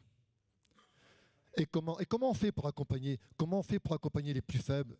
Une organisation syndicale, c'est comment on fait pour accompagner les plus faibles pour que l'employabilité soit maintenue et que la fracture numérique ne les touche pas. Ensuite, la deuxième question, c'est est-ce que l'intelligence artificielle, c'est une nouvelle technologie comme une autre? J'ai entendu parler qu'on pouvait écrire un livre avec une intelligence artificielle et qu'éventuellement, dans quelques temps, on ne saura même pas si c'est écrit par un homme ou par l'intelligence. Est-ce que demain, on ne va pas écrire notre résolution générale via l'intelligence artificielle?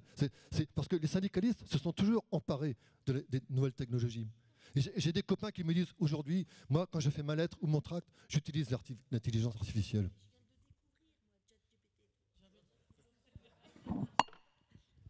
Alors, pour répondre à la première question, effectivement, la formation, je trouve qu'elle est vraiment la fin de vie et pas la fin de carrière, sauf que moi, je m'arrête le financement à la fin de carrière. Voilà. Après, il y a certainement d'autres dispositifs, en tout cas, c'est cela. La difficulté sur l'apprentissage de toutes les transitions ou de toutes les formations, etc., et du maintien de l'employabilité, c'est vraiment très compliqué d'aller chercher, notamment dans les plus petites entreprises. Globalement, nous, c'est 1 668 000 salariés. Il n'y en a que 500 000 qui sont formés par an. Je dis que 500 000, même si c'est déjà énorme.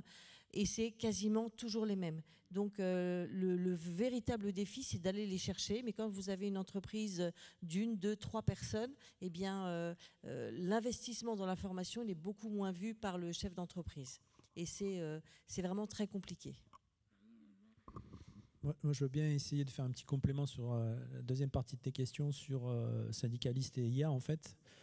Peut-être les plus anciens d'entre nous s'en souviennent, il y a une bonne dizaine d'années, la CFDT avait produit un outil qui s'appelait le Kit SPP. Donc c'était un site où en fait on rentrait des questions et ça nous sortait un livre blanc avec les préconisations en termes de pratiques syndicales. C'était déjà il y a une bonne douzaine d'années. Ça n'a pas performé parce qu'effectivement il y avait cette question de la fracture numérique. C'était peut-être un temps peu trop tôt. Pour autant, aujourd'hui avec l'IA, ce qui se passe, c'est que cette question elle est prédominante parce que concrètement, c'est ce que je disais tout à l'heure, ça rentre d'abord par la sphère privée et il y a beaucoup de gens, on ne va pas s'amuser à faire le test ici, qui utilisent déjà ChatGPT et qui spontanément, quand on se retrouve dans un milieu syndical, le font aussi, l'utilisent. On regarde les réponses, on regarde ce qui est pertinent ou ce qui ne l'est pas, parce que ça introduit des biais de raisonnement, des biais genrés, enfin, il n'y a pas... Des fois, ça dit des conneries aussi, ChatGPT. Pour autant, c'est un vrai sujet. Et ce sujet, de toute façon, il nous est posé. Je parlais du groupe Miroir. La question, elle est souvent abordée, de se dire, est-ce qu'il ne faudrait pas une intelligence artificielle syndicale au périmètre et alimentée par des données syndicales CFDT de surcroît. Ça a vraiment du sens de toute façon pour une génération qui l'aura déjà expérimenté, et je parle d'une génération, pas une génération en âge, une génération en termes comment dirais-je, de date en fait. Ceux qui auront vu arriver ChatGPT et qui l'auront expérimenté et qui l'auront mis en œuvre. Voilà. J'avais pris un exemple il y a quelques temps en arrière là, pour l'avoir fait sur des générations d'images. En 6 mois, même la version gratuite, c'est sans commune mesure, quoi. C'est sans commune mesure. Et effectivement, il y a une certaine performance. Alors, une collègue dernièrement diffusait un message où elle disait que pour avoir une réponse par SMS, c'est 2 minutes. Par mail, par téléphone, c'est 2 minutes. Par SMS, c'est 2 heures le temps de réponse. Par mail, c'est 2 jours. Mais par ChatGPT, c'est 2 secondes, quoi. Et donc après, ce rapport au temps et à l'efficacité, nous, en tant que syndicalistes aussi, on est contraints par rapport à nos temps, entre nos exercices professionnels, syndicaux, dans l'entreprise, etc. À un moment donné, de toute façon, ça va nous revenir, cette question de la performance syndicale par rapport aux outils numériques. Et c'est un sujet qui est déjà mis sur la table. Voilà. Donc tôt ou tard, on va le prendre en considération. Il faudra effectivement qu'on prenne précaution et d'intégrer effectivement cette question de la fracture numérique. Mais bon, comme ça rentre du côté de la sphère individuelle, je pense que ça sera plus facile. Oui, bonjour, Michel Luc, je travaille dans la branche autoroute. Petite anecdote, j'ai travaillé sur la résolution générale de la fédération et on a eu une contribution qui a été rédigée à l'aide de l'intelligence artificielle. On la mettra dans les documents annexes de ce congrès, mais ça prouve que ça marche. Moi, je voudrais parler de la question de la formation. Je pense que les différentes réformes et le rôle des OPCO n'ont pas été vraiment bien digérés dans les équipes, dans les entreprises. Je crois que les OPCO ont un rôle à jouer en matière d'indication, de repères, et je trouve qu'on est bien moins présent qu'avant sur ces sujets-là, ce qui nous pose déjà un problème au niveau du développement, parce que la formation, outre le service aux salariés pour l'organisation syndicale, c'est aussi un moyen de développement. Donc là-dessus, je pense qu'on a des progrès à faire.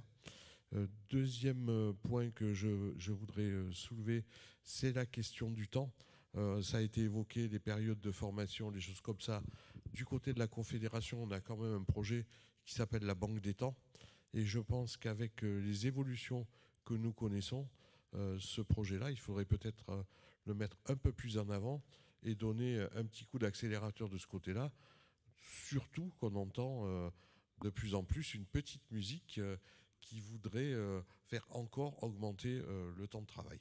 Donc ça, c'est deuxième remarque.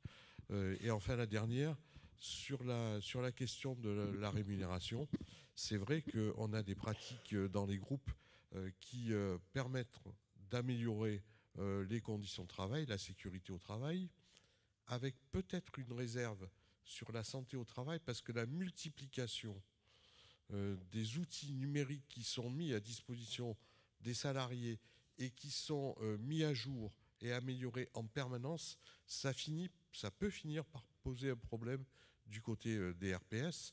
Mais ce que je voulais dire côté rémunération, c'est qu'on ne fait pas évoluer les classifications avec. On a un gros problème de ce côté-là, parce que les évolutions font l'objet de dénominations différentes selon les sociétés.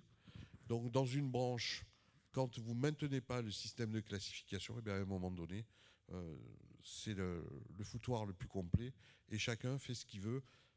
Et au bout du compte, c'est le salarié qui ne bénéficie pas d'une redistribution des fruits, non seulement de l'augmentation de sa compétence, mais de l'augmentation de la productivité de la société. Voilà.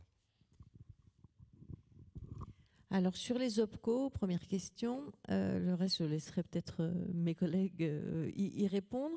Alors je ne sais pas ce que mes confrères d'Acto font pour les sociétés d'autoroutes. En tout cas, je suis d'accord avec vous.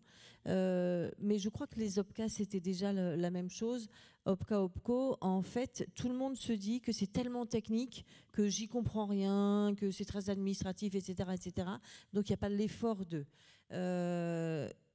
Depuis donc, le 19 mars 2019 et le 1er septembre 2019, qui était la vraie prise de fonction, on est entre 2 à 3 jours par semaine en représentation tout le temps, sur des entreprises qui sont volontaires, sur des organisations patronales, sur des organisations syndicales. On fait des webinaires, on forme. Dès qu'on a un nouveau dispositif, une fois de plus, je le dis, c'est totalement paritaire. On a 48 administrateurs au conseil d'administration, donc 24 et 24.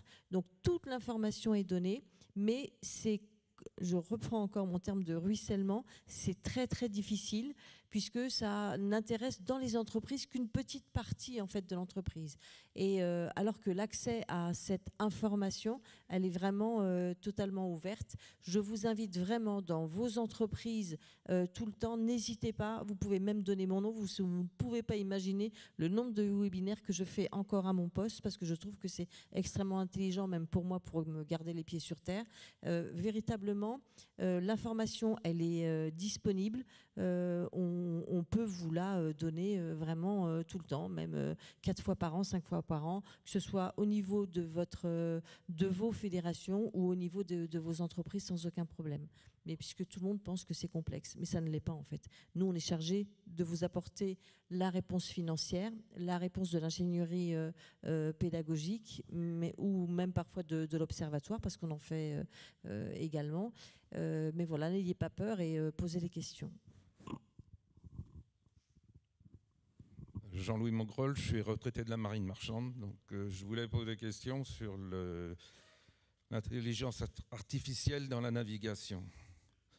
Je pense notamment je parlais en général sur la navigation maritime, ça concerne tous les secteurs.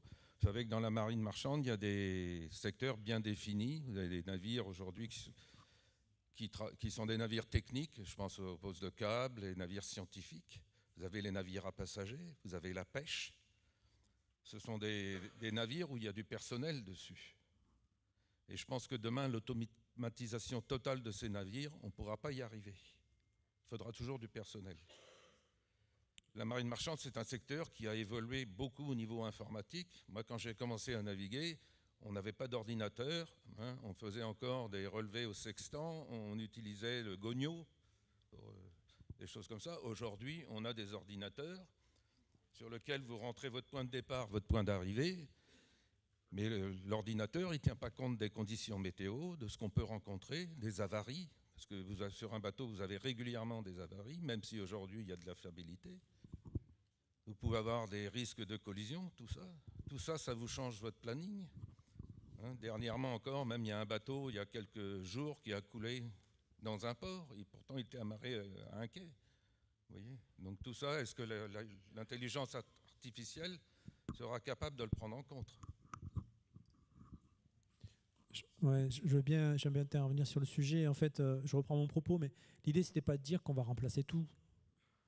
C'est simplement que ça va avoir une interaction qui n'était pas au départ prévue.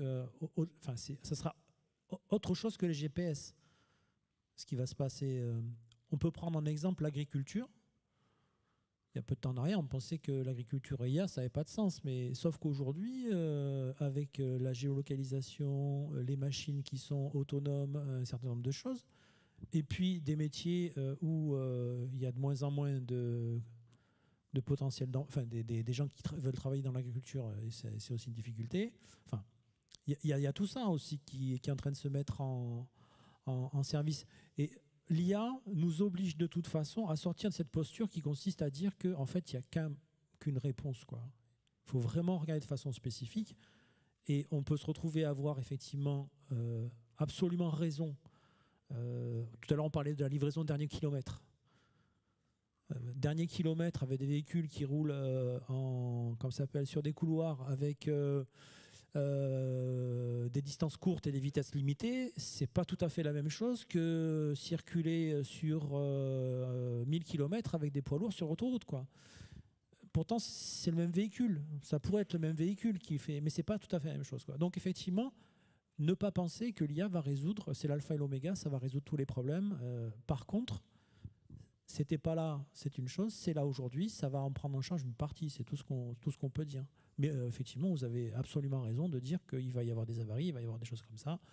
Pour autant, si j'ai bien vu la presse, il me semble que les Chinois ont produit là un véhicule maritime autonome.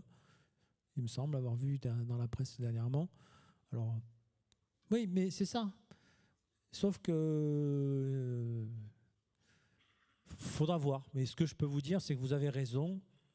L'idée, c'est pas de remplacer entièrement le personnel navigant dans la marine marchande, par exemple. C'est pas l'objet, quoi. Par contre, ça aura des effets. Très bien, merci. Une dernière question, peut-être ? Oui, bonjour, Pascal Quiroga, Union Fédérale Route et Transport de fonds et valeurs, un secteur qui a été évoqué. Alors, je vais rebondir sur ce qu'a dit mon ami Michel, c'est une remarque concernant les classifications. Moi, je vais vous donner l'exemple de ce qui s'est passé dans le secteur. Ça fait 2 ans qu'on négocie. Donc la partie patronale nous amène un projet, on étudie le projet et on s'aperçoit que des métiers ont disparu. Voilà comment ça fonctionne. Et après, on nous demande de travailler sur un éventuel accord. Ça, c'est la première chose. La deuxième chose, le souci qu'on a, c'est que généralement dans les entreprises, même si vous êtes la première organisation syndicale, même si vous avez le rapport de force vis-à-vis de la direction, c'est que ça se met déjà en place et après on vous le présente. C'est ça le problème au jour d'aujourd'hui. C'est ce que disait monsieur Mignon tout à l'heure.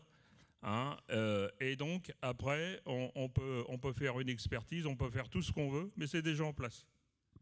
Et là, on a un vrai problème au jour d'aujourd'hui au sein des entreprises, des grandes entreprises. Moi, je vais prendre l'exemple de la Brinks, où le dialogue social fait semblant d'exister. On vous écoute avec attention, mais en même temps, on réorganise et on restructure. C'est ça. Et aujourd'hui, on ne sait pas comment faire. On est un peu désarmé vis-à-vis de ça. Qui plus est, vous avez beau être la première organisation syndicale, les bonnes volontés aujourd'hui se réduisent de plus en plus. Aujourd'hui, on a du mal à trouver des représentants qui travaillent sur les projets et autres. Donc, c'est des sujets que certains s'accaparent et parmi d'autres sujets. Donc, il y a une véritable réflexion à avoir là-dessus, c'est sur le dialogue social. C'est mis en place avant et on discute après. Et ça, je vous dis, c'est un véritable problème. Et après, vous savez, on est comme aujourd'hui dans le secteur du transport de fonds et valeurs. On a discuté avec Stéphane Bourgeon concernant ce qui allait arriver dans notre secteur, parce qu'on est bien conscient que d'ici 2026-2027, il y a à minima 1500 salariés qui vont quitter ce secteur d'activité. Donc, on réfléchit à d'autres solutions, comme des passerelles, dans sujet sur lequel on est en train de travailler. Et là, alors là, on inverse les rôles, on fait un projet, on travaille sur un projet et on le présente à la partie patronale après. Voilà. Ce sont juste des remarques, mais pour vous dire que tout ce que j'ai entendu est très intéressant. Et je n'ai pas perdu mon temps ce matin. C'est gentil. Merci. Une dernière intervention, et puis après, je crois qu'on va devoir conclure. Oui, plaît-il ? Mais je vais en parler quand même un petit peu, parce que c'est quand même un peu... Oui, Christophe de Watine, secrétaire général de la CFDT Groupe Air France, SPASAF. Dans cet ordre. Oui, enfin, je voulais revenir à ton intervention tout à l'heure sur l'opcomobilité, le fait que les aériens n'y étaient pas. Nous, on entend. Les aériens, les autoroutes et les déchets sont à l'opco acto. Et c'est issu d'une négociation qui a eu lieu en 2018 entre les confédérations, les branches et les syndicats patronaux. Donc, si on veut remettre en cause cet accord, il va falloir prendre un petit peu d'élan, et puis interroger les structures fédérales et puis confédérales sur le sujet. Parce que c'est pas tout à fait... c'est pas si simple que ça. Enfin voilà. Ça, c'était juste pour répondre.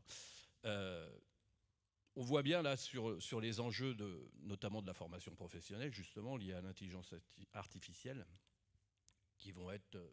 ces enjeux sont très importants pour les organisations syndicales et pour la nôtre notamment, puisqu'on est assez dans l'anticipation. Parce que quand on voit que les compétences techniques aujourd'hui, déjà en 2023, c'était l'OCDE, je crois, qui avait fait cette étude, dure 2 ans, alors qu'en 87, elle est de durer 30 ans. On voit bien que ça va changer, et ça change considérablement, le principe de formation initiale et formation continue. Parce que quand une compétence technique ne dure plus que 2 ans, et j'imagine qu'avec l'IA, ça ne va pas s'arranger. Donc on voit bien qu'on va avoir affaire à de gros changements et de grosses modifications dans notre vision même de voir la formation continue tout au long de la vie. Et puis aujourd'hui, dans les entreprises, on a beaucoup de difficultés à les obliger à avoir une démarche proactive et d'anticipation sur les conséquences de l'avènement de l'IA. Parce qu'elle se retranche, vous connaissez très bien cette sacro-sainte formule, non mais l'IA que nous mettons en place, ce ne sont que des outils d'aide à la décision. Donc il n'y a pas d'impact sur l'emploi, il n'y a pas d'impact sur les salariés, il n'y a pas de diminution du nombre d'équivalents temps plein, vous inquiétez pas, tout va bien. Si je prends l'exemple de l'entreprise Air France, c'est exactement ce qu'ils nous disent. Pour autant, ils ont créé un service, sans naturellement en parler dans les instances et ni même au moment de la présentation de la GPEC, un service dédié à l'arrivée des dispositifs et de l'IA, où il y a plus de 150 personnes dans ce service. Moi, je veux bien que cette entreprise étant super rentable, et on le voit bien avec les chiffres, se permet de mettre un service de 150 personnes pour simplement mettre en place des outils d'aide à la décision. Je veux bien qu'on me prenne pour un chauffe-eau, mais ça ne va pas durer autant que les impôts, l'affaire. Donc voilà, toute la difficulté, on essaye, nous, de pousser l'entreprise à avoir des... Toute la difficulté, c'est à quel moment on arrive à imposer ce choix d'avoir des accords sur l'intelligence artificielle ou d'avoir au moins des échanges sur l'intelligence artificielle. Parce que, en ça, on n'est pas aidé par les autres organisations syndicales. Je ne sais pas comment ça se passe au niveau national ou au niveau, je ne sais pas où d'ailleurs, mais en tout cas, je peux vous dire que quand on parle de l'intelligence artificielle, soit c'est le côté artificiel qui les embête ou le côté intelligente, mais il y a un truc qui manque. Ah, merci. Merci. Peut-être une réponse, effectivement, je sais bien comment se sont passées les négociations, puisque j'y étais, alors pas sur l'aérien, mais sur les autres. En fait, Opco Mobilité, on a une chance vraiment très importante, c'est celle de la cohérence de de la totalité de nos branches. On prenait l'exemple tout à l'heure des passerelles possibles sur les transports de fonds et de valeurs. C'est quelque chose qui est vraiment praticable à l'Opco Mobilité. Sur l'aérien, ce qu'on peut se poser comme question, au-delà de toutes les négociations que je ne remets pas en cause, de toute façon, elles étaient souveraines sur les décisions, donc je n'ai pas de sujet là-dessus. Au-delà de la cohérence, c'est qu'on a tout le transport, on a les agences de voyage, mais pas l'aérien. Alors que le pont, il est fait quand même très facilement. Ça, sur la partie, je dirais, cohérence de l'OPCO. Et juste sur l'intelligence artificielle, en attendant, alors à part, je mets le bémol sur les ports et manutention portuaire, où là, les discussions sont un peu plus compliquées sur le sujet. À mon sens, on en a certains qui sont là, toutes les organisations syndicales s'approprient aussi le dispositif, enfin cette révolution et cette évolution. Après, peu importe le degré de maturité en fait dedans, mais c'est pas des sujets du tout tabous, en tout cas dans les organisations syndicales de l'OPCO. On a même déjà sorti des guides pour la branche des agences de voyage et des tours opérateurs. On a juste dépassé d'1 quart d'heure. Oui, donc ça va aller. Non, je pense que les échanges ont été très, très intéressants. La conclusion peut être compliquée à faire. Hein.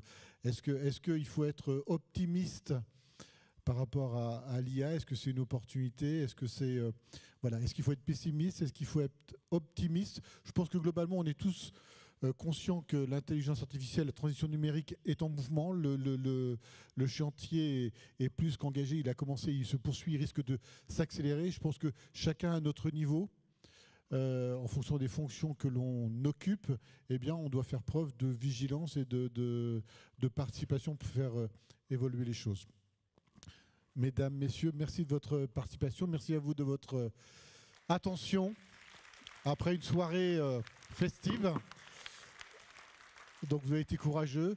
Je vous redonne le micro. Merci. À très bientôt.